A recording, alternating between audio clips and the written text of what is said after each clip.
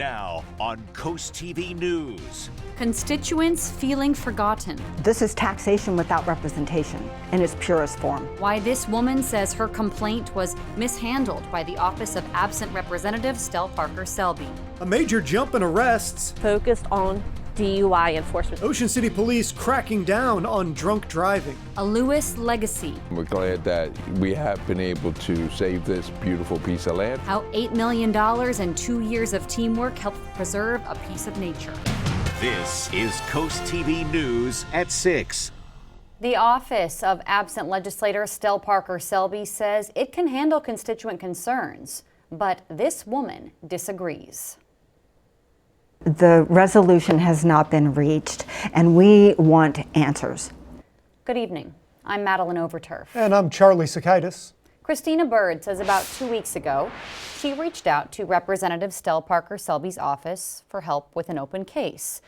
This is important because Parker Selby has been absent all year, and her office claims it can handle outreach and concerns.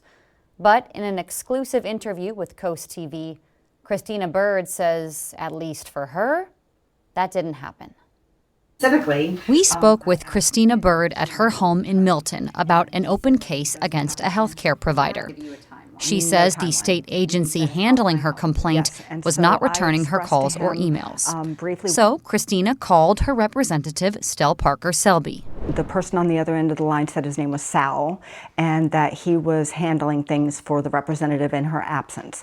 And I asked him, because I wanted to deal with her specifically, I asked when she might be returning. And he said that he doesn't have an answer for that. And I asked if she's doing okay, and he said that she's healing. Bird tells Coast TV that Salvador Alarcon, Parker Selby's legislative aide, listened to her story and said he'd reach out on her behalf. And I was very appreciative. I said, yes, please, and forward me, whatever correspondence, but then I didn't hear anything. Bird says she didn't hear anything for 2 weeks until she received a call, but not from who she expected. It was Child Support Services calling me after they received an email from Sal at Representative Stell Parker Selby's office about a claim, but she was very confused. She didn't have me in her file. You were calling for a medical issue that you needed help with. Yes. And according to the call you received, your inquiry into Stell Parker Selby's office about a medical complaint got into the hands of Child Support Services. That's correct. How did that make you feel? Very discombobulated, uncertain about what had happened. You don't have a child support case. No. You don't even have underage children. No. You've never had underage children in the state of Delaware. No. So there would be no reason for you to have any sort of interaction with any child support services here. None. The House Democrats' Director of Communications, Genevieve Worley, says Representative Parker Selby's aide followed the correct process and provided us these screenshots showing Salvador Alarcon reached out to DHSS Constituent Relations and a specific contact at the agency. Both screenshots black out who Alarcon sent the emails to. Worley tells us Parker Selby's office, quote, is more than adequately prepared and capable of handling constituent issues. Worley says Parker Selby's office responded as soon as they heard from Christina. Christina disputes that. He said, so what can I help you with? And this was this spring? That was actually 2 weeks ago. 2 weeks ago, so early June. Yes. But that still doesn't answer how Christina's case got to child support. When we asked that, Worley said, Representative Parker Selby's aide did not reach out to anyone within Child Support Services. That may be a question for DHSS. Christina believes Stell Parker Selby herself should have handled the issue. I feel compassion and empathy for Miss Parker Selby, but I also believe that it's important to suit up and show up. And if we're not able to suit up and show up, then we must resign. New questions and still few answers for the people in District 20. The legislative session resumes tomorrow, and if District 20 Representative Stell Parker Selby is present, that will be the first time all year as she has missed at least 141 votes. And I do want to add, I did speak with Christina shortly before this broadcast. She said she still has not heard anything since from Representative Parker Selby's office, which represents the area you see here on your screen. District 20 covers Milton, Lewis, Harbison, and Georgetown, and has about 23,000 registered voters. And this brings us to our Coast TV poll. We want to know, is Stell Parker Selby's absence taxation without full representation? Let's take a look at the updated results from last news hour. 91% say absolutely, 2% say maybe, and 6% say no. And we have a comment today. Ron of Lewis says, quote, if she had been transparent from the beginning, people would have given her a break. Her silence has made things worse. If you haven't voted yet, or if you want to leave a comment, as Ron just did, go ahead and go to CoastTV.com or use the Coast TV mobile app. We will have updated results on Coast TV News at 11. On your screen now is Hollyville Road near Route 24. It's going to be closed starting today, and it's all part of the North Millsboro Bypass project. Efforts to redirect traffic in Millsboro via a new bypass have been ongoing for a little over 2 years. Coast TV News reporter Zakiya Jennings is live in the First Alert Weather Jeep in Millsboro. Zakiya, DelDOT tells Coast TV they are in the final home stretch of construction. Charlie, I'm on Jersey Road right here at Route 24, and you're going to see a bit of traffic. You're also going to see road closed signs in front of us. On the opposite end of that sign is Hollyville Road, which DelDOT says will be closed off until mid-August. It'll be nightly closures from 8 p.m. to 6 a.m. DelDOT says it's necessary to get this project done. This is really the best time that we can do this work as we prepare to tie in Route 24 to connect to the bypass. So it's work that has to happen, and we do need some lane closures just for the safety of the workers that are going to be out there during that time. DelDOT says they expect the project to be completed by late August. Live in Millsboro, Zakiya Jennings, Coast TV News. Let's go ahead and take a live look outside into Rehoboth Beach. Kind of a hazy day out there. Our First Alert Chief Meteorologist Paul Williams has a look at our forecast. Good evening, Paul. Good evening to you, Maddie. And it's a bit cloudy everywhere. It's cloudy all over the place. Ocean City as well. You can see even the horizon kind of gets lost in the minutia of the moisture, so to speak. And we'll have temperatures staying in the upper 60s. Now, here's where the temperatures are right now. It's not necessarily a cold day, but it's kind of clammy, like 67 degrees right now, not only in Milton, but also in Georgetown, 66 degrees in Gumboro, 65 Bethany Beach, 66 Long Neck, 65 degrees right now in Rehoboth Beach, as well as Lewis. Here's the latest look at the cloud cover, and we're going to stay with the thick cloud cover for now, and we'll trade it off for some rain down the road, Maddie. Thank you, Paul. Crime on the rise. Ocean City police say a significant jump in arrests happened in May compared to last year. Coast TV News reporter Kevin Zappe is live there. Kevin, police say they know why this is happening. Maddie, as of right now, arrests in town have increased by over 35% year over year. And police are saying it's mainly due to all the DUIs in town. Mike Nolan has lived in Ocean City for years, and he was shocked to hear how many people were arrested in the month of May. I'm hoping it's due to enforcement. I don't think it's anything bad to the city. According to a recent document sent out by the police, in May of 2024, there were 154 arrests. But in May 2025, that number jumped up to 210 arrests. That's a 36% increase. Ashley Miller, the Deputy Communications Manager for the Ocean City Police Department, says DUIs have increased throughout town. One possible reason for that, some OCPD officers are specifically tasked for looking for drivers under the influence. They are solely focused on DUI enforcement, so they're not answering general calls for service or anything. They're out there looking for violations on their own or helping officers that are on their normal shift if they have a suspected DUI. Along with the extra attention on drunk drivers, Nolan believes the ever-increasing number of events in Ocean City also plays a role in those rising numbers. Where there's crowds, there's going to be problems, and that probably contributes to it. With over 200 arrests in May, the Ocean City Police Department plans to keep their eyes on the road, and they're hoping you do the same.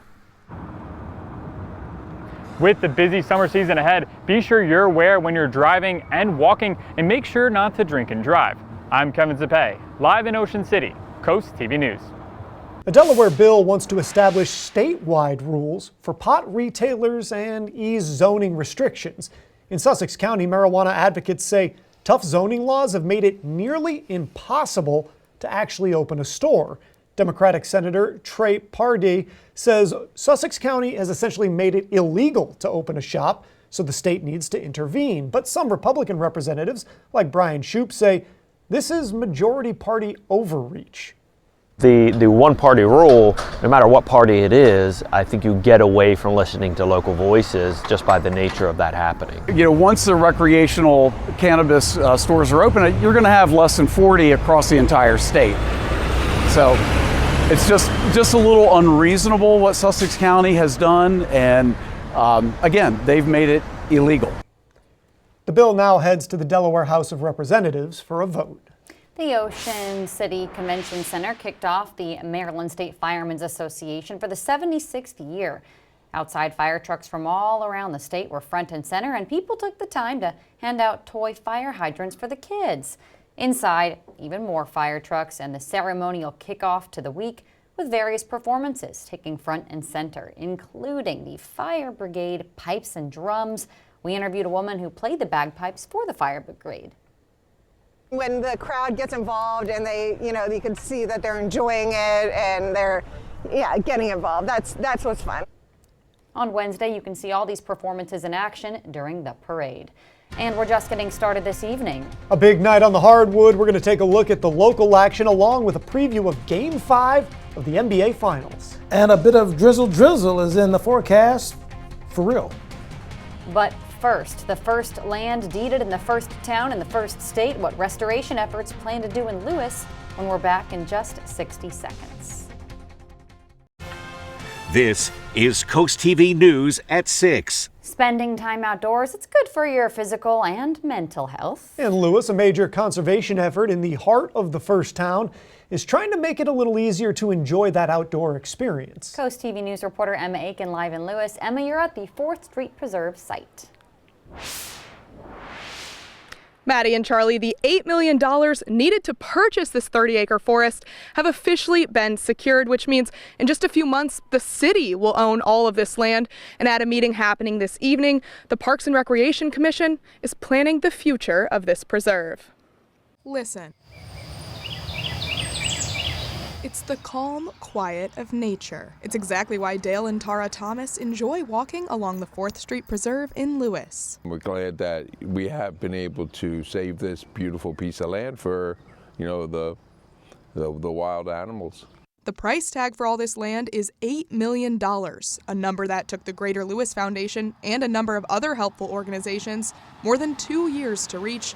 Once the sale is final, it's the city that will be the owner. Jim Ford, who is part of the Greater Lewis Foundation, says it took a village. It's literally thousands of people that have endorsed and supported the concept of a preservation of the last forested area within the city limits of Lewis and saving a little parcel left from development for a natural habitat. Ford says now it's about fundraising and working with the city on restoration, which includes the addition of walking trails, a wetland area, and planting native species. To have people enjoy the natural habitat that's here, maybe come out and pause and reflect, take a little stress out of your life, have an opportunity within the city to just chill out and let the native species be here and enjoy that. For the supporters of this project, this news is considered a win for the city, which has chosen routes over roads. Another important thing to know, according to Ford, this land cannot become a park. There is a conservation easement in place to protect the 4th Street Preserve from ever having big structures on it. So while you may soon see those walking trails and even some benches, you won't find any playgrounds or restrooms here. Reporting live in Lewis, Emma Aiken, Coast TV News. Here's a look at your golf forecast. It's going to stay cloudy. It's going to stay drizzly. It's going to stay, yucky. But 70, cloudy, cool, drizzle, light rain, all that is part of it, so not so good.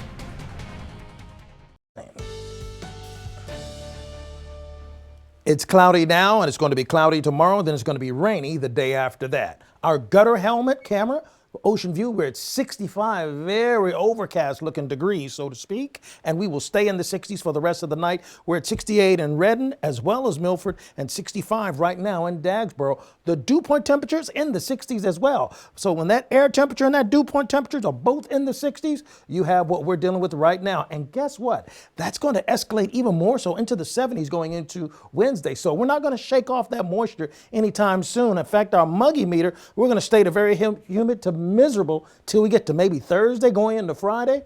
That's how we're rolling for the rest of this week. And we watch out for a chance of rain to develop. It's not here just yet, but we have things that are mixing up just to our west, the Ohio Valley region. And for tomorrow, we just stick with the cloudy skies and maybe a smidgen of sunshine by 4 o'clock.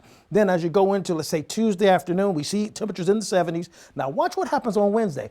Pow! Into the 90s, 93, the expected high in Lewis. Watching out for a chance of a spot shower, and the winds are going to be coming out of the southwest as a result of this as well. Here's a look at your 7-day forecast. We're going to stay steamy, folks.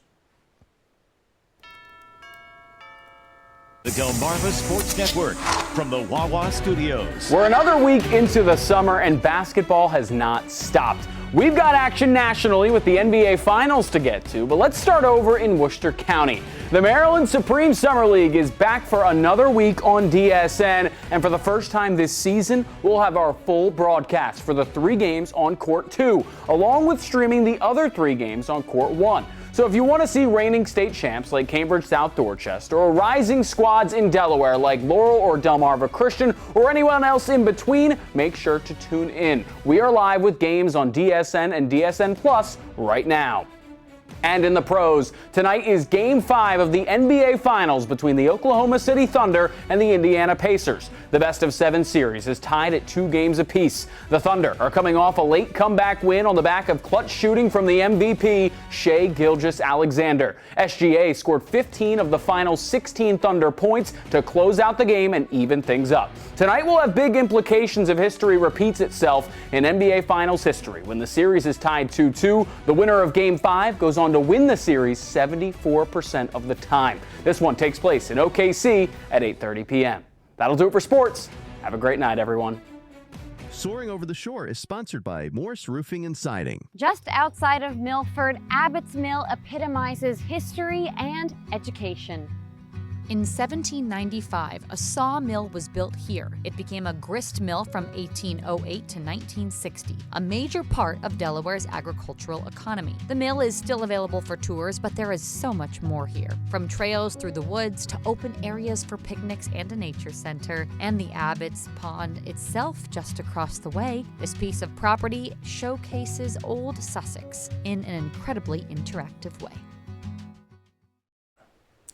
Let's take a look at our Milford camera. We're at 67 degrees right now with a dew point temperature of 64. So lots of moisture just hovering in the atmosphere. And we're going to stay with the thick cloud cover, the low clouds, all of this overcast feel that we got going right now. That groove will continue to be the case. Now, we're just shy of getting some rain in here, but what little bit of precipitation we have pushing through is kind of puttering out rather quickly, but we will need some umbrellas by the time we get to Wednesday, Thursday, because that's when the rain's going to come knocking on our door. Pam Holloway of Laurel, congratulations. You're our umbrella giveaway winner, courtesy of Paul Davis Restoration and Home Remodeling.